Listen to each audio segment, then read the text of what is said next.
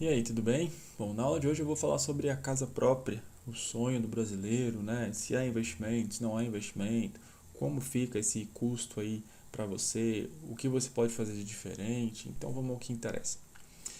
De antemão já digo isso aqui, ó. Casa financiada não é investimento, tá? Vou até colocar aqui, ó. Casa financiada não é investimento. De forma alguma, uma casa financiada é investimento, tá? Por quê? Porque você vai pagar juros. Eu vou fazer uma simulação, eu fiz uma simulação no site da Caixa, eu vou te mostrar por A mais B o que eu estou falando. Continuando. Então, os custos hoje que uma casa tem. Se você tem uma casa, você vai saber muito bem disso que eu estou falando. Então, nós temos hoje IPTU, condomínio, se você mora no condomínio ou se você tem um apartamento, seguro residencial, faxineiro. Isso são despesas fixas. E aí, variáveis: água, energia, reparos, melhorias. Então, vamos pensar que você tem uma casa, você mora na sua casa. Não vou entrar nesse detalhe de morar, de moradia, mas sim você quer investir, quer comprar uma casa para alugar. A gente vai pesar se isso aqui faz sentido ou não, tá? Eu ainda ouso dizer que, dependendo da situação econômica do país, você morar uma casa é mais caro do que você alugar uma casa. Mas vamos ao que interessa, que é aos números de fato.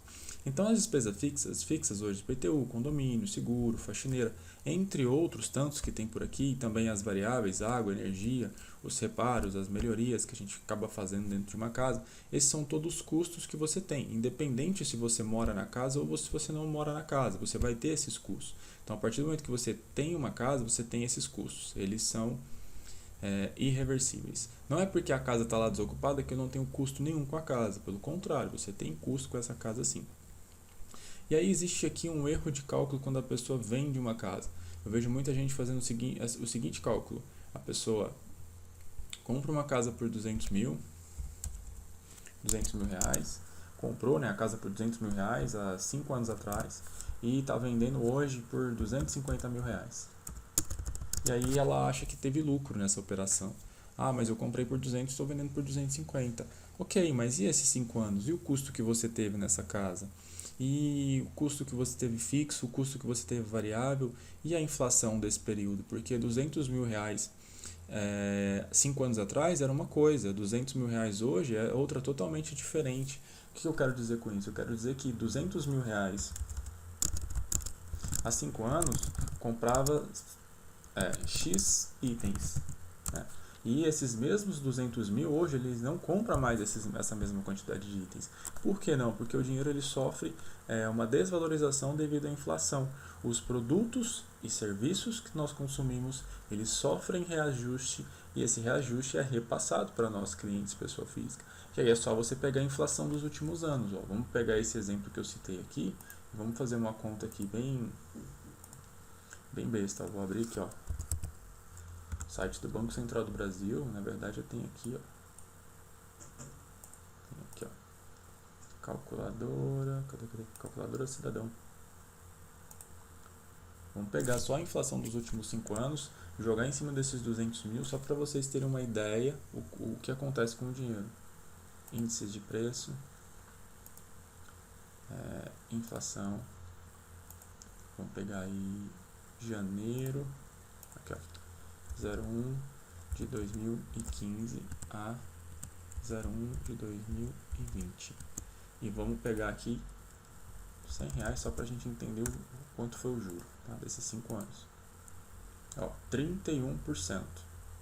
O que isso quer dizer? Então, traduz para mim isso aí que você está falando, Ed. Eu estou falando o seguinte, que R$100 em 2015, em janeiro de 2015, comprava no supermercado ou em qualquer outro lugar 10 itens. Em janeiro de 2015. Em janeiro de 2020, com esse percentual aqui, ó, de oscilação da inflação, ou seja, de reajuste da inflação, os seus R$100 compra agora 7 itens. Ou seja, aqueles produtos que você pagou há 5 anos atrás R$1, hoje ele vale 1,30. O que você pagou 10, hoje ele vale 13. E se o teu dinheiro não valorizou, não acompanhou essa valorização, você está perdendo poder de compra. E aí se a gente faz isso lá nos 200 mil reais, ó, pensa que você comprou a casa por 200 mil reais. Então só de inflação nesse período são 30%. Então vezes aqui, ó, 30%. Então você teria que vender ela no mínimo por 260 mil para que os seus 200 mil investidos continuem valendo a mesma coisa depois de 5 anos. Né? E isso não vai acontecer. Se você vendeu por 250 mil, você está tomando um prejuízo de 10 mil reais, sem contar as despesas fixas e variáveis que você teve nesses 5 anos. Se a gente fizer essa conta, levar mais a fundo, você vai ter que vender no mínimo por 300 mil reais essa casa para que você saia com algum lucro ou saia pelo menos no empate, pelo menos no 0 a 0. Tá? Por quê? Porque 200 mil reais há 5 anos atrás tinha um valor e 200 mil reais hoje tem um valor totalmente diferente. Tá? Então, dito isso, a conta é sempre feita errada. A pessoa pega o quanto ela pagou, quanto ela vendeu, subtrai, se tem saldo positivo, ela acha que teve lucro. Só que ela não teve lucro, se nós fizermos a conta correta. E aí a gente vai entrar nos detalhes aqui por que as pessoas compram casa. O primeiro é ignorância financeira. O que isso quer dizer? A maioria das pessoas não conhece sobre investimentos. Quando eu falo maioria, é literalmente maioria. Se nós pensarmos que hoje nós temos em torno de 209 milhões de brasileiros, de cidadãos brasileiros, população, né? Cerca de 85, 86 milhões são pessoas economicamente ativas, que têm alguma renda, que têm alguma remuneração. E no apanhado geral, hoje em torno de 1,8 milhões de pessoas que têm algum tipo de investimento. Então, ignorância financeira total do brasileiro aí. Então, ele compra uma casa por ignorância financeira, porque ele não conhece o mundo dos investimentos, ele não sabe que investir é possível, ele não sabe como investir, ou ele acha muito custoso, muito trabalhoso aprender sobre investimentos, o que não é. Tá? Então, esse é o primeiro ponto. Ele recorre a coisas que está ali na familiaridade dele. Por que isso? Porque a sua mãe fala para você que comprar casa é bom, que comprar terreno é bom, que são coisas que ninguém vai te roubar, que são coisas que estão sempre valorizando. E, enfim. Outro, por preferência de customização. Tem gente que tem esse hobby de reforma, que gosta de fazer melhorias, que gosta de trocar um piso, que gosta de trocar uma cerâmica, que gosta de mexer numa parede, que gosta de colocar um segundo andar, enfim. Então, hobby é uma coisa que não tem valor, não tem preço. A pessoa pode estar tomando prejuízo que for, ela vai continuar fazendo por quê? Porque é o hobby dela. Assim como tem gente que tem hobby em ter carro caro, carro de luxo, ou carro antigo, ou uma moto, enfim. Hobby é hobby. Hobby não tem discussão. Não adianta você sentar com a pessoa e falar, olha, você poderia ter pego esse dinheiro, investido em isso e ter dobrado o teu dinheiro em 6 meses. A pessoa não vai querer. Por quê? Porque o hobby da pessoa é aquilo. Então, se é hobby, não há discussão. Combinado? Aversão ao risco de mudança. Então, tem muita gente que não deixa de ter a casa própria porque fica com a segurança de que aquilo ali é dela, de que ninguém rouba.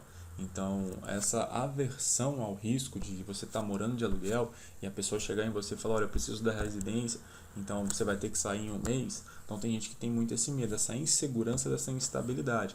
Só que existe um detalhe na casa principalmente na casa financiada. Qual que é o detalhe da casa financiada? Ela não é sua, você está pagando aluguel para o banco, você só ainda não ligou os pontos de que isso está acontecendo. E quando você financia uma casa, você está pagando uma mensalidade, uma prestação por 30 anos para um Banco do Brasil, para a Caixa. Se você parar de pagar, eles vão chegar em você e falar, você precisa sair da casa, porque a casa é minha e eu vou colocar outra pessoa aqui que paga a mensalidade. Então você mora de aluguel, você só não conectou os pontos ainda. Porque a casa não está no seu nome. A casa está no seu nome, mas em uso do banco. Se você deixar de pagar as prestações, o banco vai te tomar a casa e você vai ficar sem morar. Assim como é você morar de aluguel. A casa não é sua, você paga o aluguel para morar ali. Tá? Então tem gente que tem esse medo. Mas se você faz um contrato bem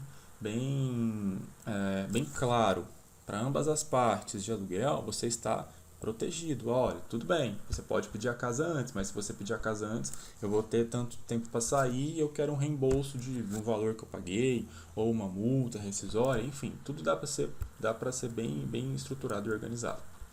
E o outro ponto aqui é um também muito gritante, que é as pessoas, maioria das pessoas, né, grande parte, compra algum bem, algum item por um desses 3 motivos. Primeiro, porque é cultural. Você está escutando a sua família falar que investir em casa, em terreno, é uma coisa boa, que é um investimento seguro, que é um investimento que dá muito dinheiro.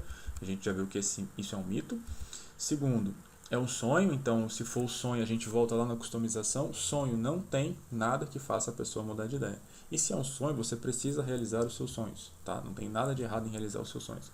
Segundo, terceiro, status financeiro. Tem gente que compra casa para provar para a sociedade que está em um outro patamar de vida, que alcançou uma situação financeira confortável, e aí compra uma casa em um bairro caro, ou um condomínio fechado, enfim. Então, tem essas justificativas também. A outra aqui, expectativa de valorização. Essa também é muito comum. Todo mundo, a maioria que eu conheço que compra casas e imóveis e terrenos, enfim, e apartamentos, enfim, acredita que vai ter fica nessa expectativa de valorização, né? E acredita que essa valorização será muito maior do que o investimento e que vai valer a pena fazer aquele negócio.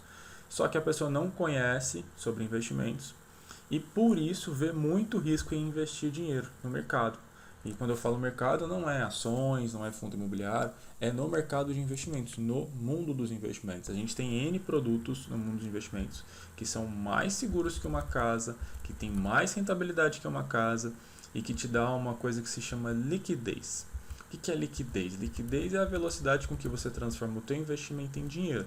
Por exemplo, se você tem R$ 1 milhão investido hoje no Tesouro Selic e você precisa deles para daqui a 3 dias, você vai entrar no teu computador, acessar a tua conta, clicar em resgatar e você vai pegar o teu dinheiro de volta. Agora imagina se você tem uma casa de R$ 1 milhão e você precisa do dinheiro em 3 dias. Nem por milagre você vende essa casa em 3 dias. Tá? Então, esse é o detalhe. Então as pessoas compram hoje esses imóveis acreditando em valorização, tem uma expectativa muito grande que aquilo vai valorizar e esquece de somar todo o custo que vai ter com aquele bem, com aquele imóvel. Há algumas exceções onde você acerta uma negociação muito boa, você está comprando uma casa ali por 50% do que ela vale, enfim. Cada caso é um caso e precisa ser analisado especificamente a fundo para ver se aquilo ali faz sentido, se realmente vai acontecer, se realmente é daquela forma e se não existe uma outra forma de investir aquele dinheiro que traga para mim mais rentabilidade do que aquilo que tá acontecendo. Se você fez as contas e viu que realmente aquilo ali é um bom negócio, que você não vai encontrar nada nesse aspecto de investimentos, ok, mas se você fez as contas e viu que tem oportunidades e opções de você investir que são mais rentáveis e mais líquidas, eu não consideraria fazer o investimento, o aporte financeiro em uma casa, porque como eu falei, se você precisar do dinheiro, é uma coisa que você não tem essa velocidade, tá? Por último aqui é o compromisso de poupança. Tem muita gente que precisa ter um boleto para pagar para sentir que está guardando algum dinheiro, que está construindo algum patrimônio, tá? E isso nada mais é do que falta de controle e desculpa. A pessoa está querendo arrumar uma desculpa para poupar dinheiro. Só que se você está utilizando esses meios para poupar dinheiro, uma casa, um terreno, um apartamento, você está fazendo de forma errada. Porque você está pagando para alguém administrar esse dinheiro para você. Quando eu digo isso, você está pagando juro para o banco, você está pagando um condomínio, no caso de apartamento e casas dentro de condomínio. Então, você tem custo para guardar dinheiro. E isso não pode ser assim. A gente não pode ter custo para guardar dinheiro. Na verdade, a gente tem que ter rentabilidade quando guarda dinheiro e não custo. Quando você compra uma casa, financia uma casa, você tem um custo gigantesco com aquele empreendimento ali, tá? Então, não use essa desculpa. E aí aqui eu fiz algumas simulações, eu peguei no site da Caixa uma simulação de uma casa de R$ 200 mil. Não é toda a cidade que você vai encontrar isso, mas eu peguei um valor não tão elevado para a gente poder pegar um financiamento mais baixo, uma parcela mais baixa, os Minha Casa Minha Vida da Vida, enfim, tá? Mas só para você entender. E conforme esse valor aqui aumenta, esse aumenta da parcela, e óbvio que o saldo pago vai aumentar também e o juro vai aumentar também, tá? Porque cada faixa de preço de imóvel, a taxa de juro da Caixa vai aumentando. Então vamos lá, uma casa de R$ 200 mil, o juro do financiamento é IPCA mais 4,75. O que é isso? É inflação mais 4,75 ao ano. E aí é uma tabela regressiva de pagamento de 360 meses, onde você vai pagar 629 na primeira e a última 283. Então no total pago, você está pagando R$ 168 mil. Você vai precisar desembolsar uma entrada de R$ 106 mil. para fazer a aquisição dessa casa. Mas, Éder, como que a casa vale 200, eu pago 168 e tem que dar 106 de entrada? É simples, porque você não financia tudo da casa. Você não financia os 200 mil. Na verdade, você vai financiar a diferença dos 200 com 106. Então, arredondando aqui, 93.300 é o que você está financiando. Então, você financia 93 mil, paga 168 e está dando uma entrada... financia 93 mil e vai pagar 168 com os juros. Tá? Então, o valor total pago aqui são 275 mil reais. É muito dinheiro, pessoal. Muito, muito dinheiro mesmo que você vai pagar nessa casa aqui, 275 mil reais. Tá? Muito juro, na verdade. Uma casa de 200 sai 75 mil de juros. Se a gente pegar aqui, 75.700 dividido por 200 mil reais, vezes 100, você está pagando aqui 37,8 de juro nessa brincadeira. Pode parecer pouco, mas se você fizer o caminho inverso, se ao invés de você financiar, você investir esse dinheiro, olha só. Então aqui na casa própria eu vou pagar 275 e resgato 200 mil reais. Tá? E aí eu fiz uma simulação no Tesouro IPCA 2045. É um título do Tesouro que vence em 2045. E eu peguei a aplicação com a última parcela, como se você pegasse apenas o valor da última parcela, que é 283,60, que é a mais baixa, e você fizesse o mesmo processo, pagasse isso aqui durante 360 meses. O que aconteceria? Então, a soma das R$ 283,60 durante o mesmo período de tempo do financiamento da casa pela Caixa, daria isso, R$ 85 mil reais que sairiam do seu bolso, de forma mensal de 283. No final das contas, o teu resgate é 270 mil reais. Você resgata lá no final 270 mil reais. Então você teve um lucro de 185 mil. Você vai pagar 15% de imposto de renda, mais a taxa da B3 todos esses anos e o resgate líquido 232 mil. Tá? Perceba a diferença. Aqui você resgata 230 mil reais e aqui você está pagando 275 mil.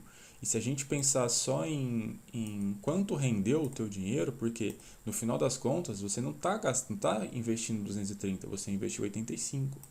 Então 85.363 dividido por o lucro que você teve, vamos descobrir quanto foi o lucro líquido, na verdade, né? 232 aqui 0,10 menos 85.363. Então você teve um lucro de 146.647. 85.363 dividido por 146.647 vezes 100. Então você teve um lucro aqui, de 158%. Cara, é muito dinheiro, de verdade, muito dinheiro que você está ganhando ao invés de estar pagando. Você está ganhando ao invés de estar pagando. Você pagou 85 e está saindo com 230. Aqui você pagou 275 e no final está saindo com 200. Então essa é a diferença de quando você faz investimento e quando você financia um imóvel. Mas aqui, pessoal, é um caso que precisa ser muito bem analisado. Como eu falei, é um sonho ter casa própria? É um sonho, Éder. Eu quero ter minha casa. É uma coisa que eu mais desejo na vida. Tem muita gente que tem isso aqui. Deseja a casa de todo custo. Então, você vai optar ou faz financiamento, né? Ou você não faz financiamento, vai pelo caminho do investimento e vai ter que morar de aluguel nesse período. Ah, Éder, mas como que eu vou morar de aluguel e pagar uma parcela dessa? Então, tem um exemplo de 283,60, mas você pode encaixar essa parcela aqui, uma coisa que fique dentro do teu orçamento, e utilizar o Tesouro IPCA como uma forma de alavancar o teu patrimônio, de fazer o teu patrimônio crescer, para que lá na frente você possa comprar a sua casa sem precisar financiar. Tá? Isso são exemplos, não é uma coisa engessada. Como eu falei, cada caso é um caso, cada cenário é um cenário, precisa ser estudado separadamente.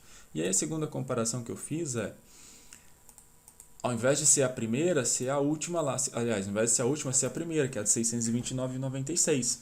Aí é o mesmo exemplo, eu vou pagar 275 mil, na verdade eu resgato 200, que eu vou comprar uma casa de 200, e aqui é o mesmo produto, só que agora eu estou colocando 629.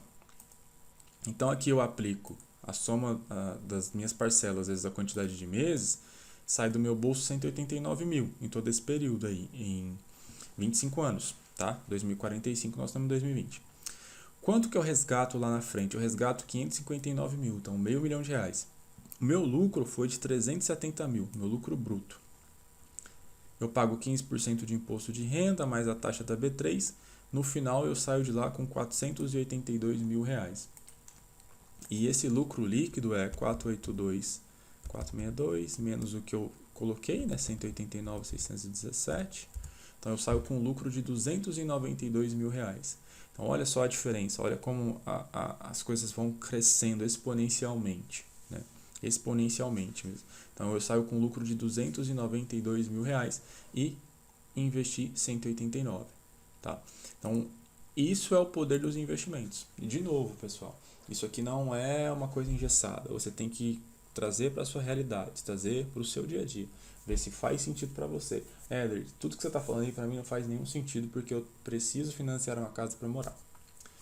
Maravilha, não tem erro, não está errado. Como eu falei, não existe o certo, existe o que faz sentido para você. Ou, se fizer sentido para você, você vai optar por morar de aluguel, pagar uma parcela mais barata ou um aluguel mais barato para poder investir, para poder ter a sua casa lá na frente. Tá? Tudo são escolhas. Tudo são escolhas. Você vai fazer a escolha do que faz sentido hoje para você e o que não faz sentido hoje para você. O que encaixa na tua vida hoje e o que não encaixa na tua vida hoje.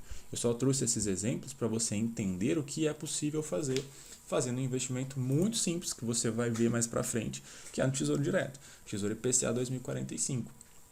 Tá? E aí tem N títulos de tesouro, N tipos de tesouro que você pode escolher, 2045, 2035, 2055, 2026, o que fizer mais sentido para você, o que for mais viável para você. Tá? Lembrando que eu coloquei esse valor de R$629, mas esse não é o valor mínimo para você investir nesse tesouro aqui. O valor mínimo fica em torno de R$54 por mês. Tá? Então tudo é moldado e ajustado. Combinado? Ó, se ficou alguma dúvida sobre esse tema, se você não entendeu alguma coisa, deixa nos comentários aqui que eu volto e explico novamente sem problemas, tá bom? Um grande abraço e eu vejo você na próxima aula.